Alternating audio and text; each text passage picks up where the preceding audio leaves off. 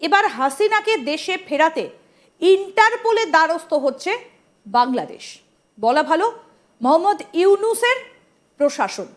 তারা এবার হাসিনাকে দেশে ফেরাতে, মানে প্রধানমন্ত্রী শেখ হাসিনাকে দেশে ফেরাতে ইন্টারপোলের দ্বারস্থ হচ্ছে।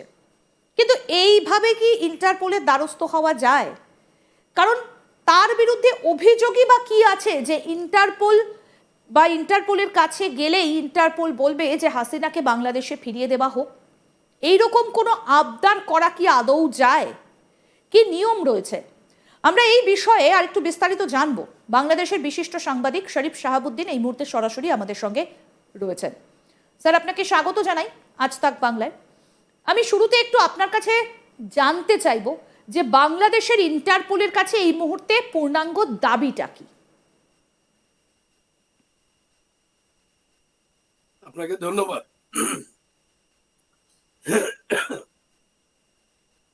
আপনি আমরা জানি, সবাই জানি যে নোবডি ইজ অ্যাবাভ ল। শেখ হাসিনা উনিও আইনের ঊর্ধ্বে না। তবে একটা বিষয় প্রমাণ হয়ে গেছে যে নোবেল লরেট হলেই মনে হয় যে আইনের ঊর্ধ্বে থাকা যায়। ডক্টর মোহাম্মদ ইউনূসের যে অ্যাটিটিউড, তাতে বোঝা যাচ্ছে যে উনি ইজ অ্যাবাভ ল। কারণ এত ছেলে মানুষই করছে এরা যে চিন্তাই করা যায় না। মনে হয় যে ইন্টারপোল সম্পর্কে পৃথিবীর কারো কোনো ধারণা নেই। মনে হচ্ছে যে ইন্ডিভিজুয়াল দেশগুলোর, বাংলাদেশের যেমন আইন আছে, ভারতেরও তার নিজস্ব আইন আছে, তারপরেও একটা গ্লোবাল নিয়ম আছে যে সারা পৃথিবীতে অ্যাকসেপ্টেবল হতে হয়, আইন কানুন থাকে। তো এরা যে কাজ করছে, এরা তো ইসলাম একেবারে ঘরে ঘরে পৌঁছে দিচ্ছে। ইসলাম, যে ইসলামে আপনার মিথ্যা জোচ্চুরি আইনের সাথেও এরা প্রতারণা করে। যেমন যে লোকগুলো এই শেখ হাসিনাকে ইন্টারপোলের মাধ্যমে ফিরিয়ে নিতে চায়, সেই লোকগুলোর একটু পরিচিতি দরকার।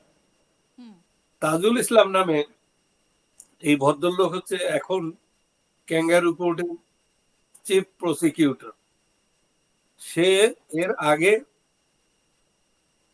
আপনার জামাতের যে যুদ্ধাপরাধী ছিল তাদের উকিল ছিল। এখন সে সরকারি উকিল। উকিল মানে চিফ প্রসিকিউটর। এটা আমি বলছি না, এবং বাংলাদেশের একজন শ্রেষ্ঠ আইনজীবী, যিনি আইনের দিক দিয়েই তিনি সমধিক মানে গ্রহণযোগ্য মানুষের কাছে, যদিও তিনি বিএনপির সমর্থক, কিন্তু উনি বলছেন যে একেবারে কোর্টের এবং আমাদের বার কাউন্সিলের রেফারেন্স দিয়ে যে এটা কোনো অবস্থাতেই হতে পারে না, চিফ প্রসিকিউটর সরকারি একজন যে আসামির পক্ষে দাঁড়িয়েছে আবার সেই আসামির বিপক্ষে যাবে, এটা কখনো হয় না। আর এরা সেই কাজগুলো করছে। আর কি কাজ করছে বাংলাদেশে এই অবৈধ সরকার, ইউনূসের জঙ্গি জিহাদি সরকার যা করছে, এগুলোকে আমরা তো জানি, পৃথিবী জানে, বিশ্ব জানে। তো এগুলোকে আমি দেখলাম বাংলাদেশ নিউজ করছে। এটা কি একটা নিউজ হলো? এটাকে তো আপনার নিউজ অর্দি না। এটা তো আমার 40 বছরের সাংবাদিকতায় যে নিউজ বলা হচ্ছে যে আইনের দায়িত্বে যে আছে আসিফ নজরুল, সে তো ফ্রম ডে ওয়ান শেখ হাসিনাকে কোন আইনে এই যে ইন্টারপোলের দ্বারস্থ হচ্ছে ইউনূস প্রশাসন, কোন আইনে তারা ইন্টারপোলের দ্বারস্থ হচ্ছে? কোন আইনে তারা হাসিনাকে এইভাবে ফেরাতে ইন্টারপোলের কাছে যাচ্ছেন? আমি ওটাই বলছি। এর আগেই এরা 4-5 মাস আগেই আসিফ নজরুল পরিষ্কার ডিক্লেয়ার দিছে যে আমরা শেখ হাসিনাকে ইন্টারপোলের কাছে বলছি, সেখান থেকে আমরা তারা ফিরিয়ে আনবো এবং তাকে বিচার হবে। তারপরে তারা তো বলছে শেখ হাসিনাকে ফাঁসি দেওয়া হবে, জাজমেন্ট করে না, তার আগে পরে জাজমেন্ট কি করবে তা ওরা জানে। এরকম তাদের বক্তব্য, রেটোরিক্সটা এরকমই যে শেখ হাসিনাকে ফাঁসি দেওয়া হবে আগেই সিদ্ধান্ত হয়ে গেছে। তো এদের সম্পর্কে আসলে আলোচনা করা, এটা তারপরেও দেখুন কথায় আনুষ্ঠানিকতার প্রশ্ন করছেন, বলতে হয় যে এরা তো ভারতের একটা আইন আছে, তো ভারতের প্রেরোগেটিভস আছে, সে তার গেস্ট কি করবে সেটা তার ব্যাপার। সে কারো ইয়ার আইনের অধীনে চলে না। ভারত তার ইন্ডিভিজুয়াল একটা স্বাধীন সার্বভৌম পৃথিবীর সবচেয়ে বড় গণতান্ত্রিক দেশ, তাকে তো আর শেখানোর দরকার হবে না।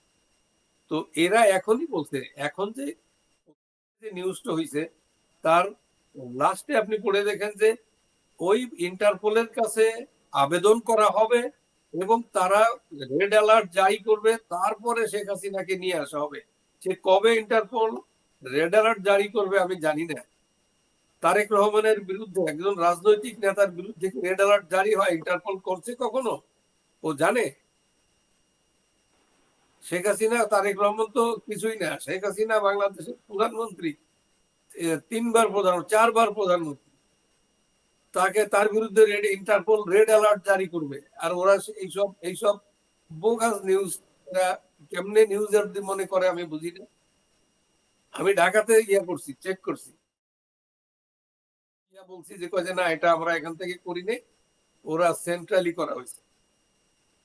তো যাই হোক, এইরকম কোনো নিয়ম কি রয়েছে যে কাউকে দেশে ফেরাতে ইন্টারপোল কোনো রকম ভাবে, কোনো এইরকম ভাবে রাজনৈতিক নেতাদের তাদের মন মাফিক সাহায্য করে কি? এইরকম কোনো আইন কি রয়েছে কখনো?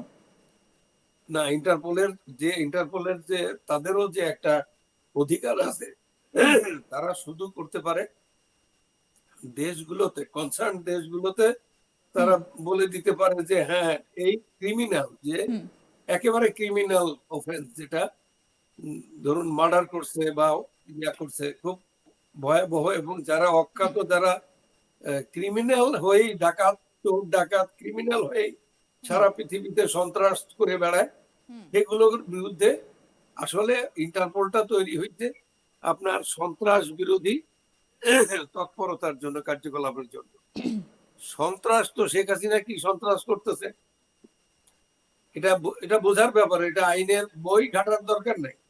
আর ইন্টারপোলের দায়িত্ব হচ্ছে তাদের মেম্বার কান্ট্রিকে তারা বলতে পারে যে হ্যাঁ, তোমার যেখানেই আছে তোমরা তাকে, তার বিরুদ্ধে আমরা রেড অ্যালার্ট জারি করলাম, তোমরা তাকে করতে পারো, আইনের কাছে সোপর্দ করতে পারো।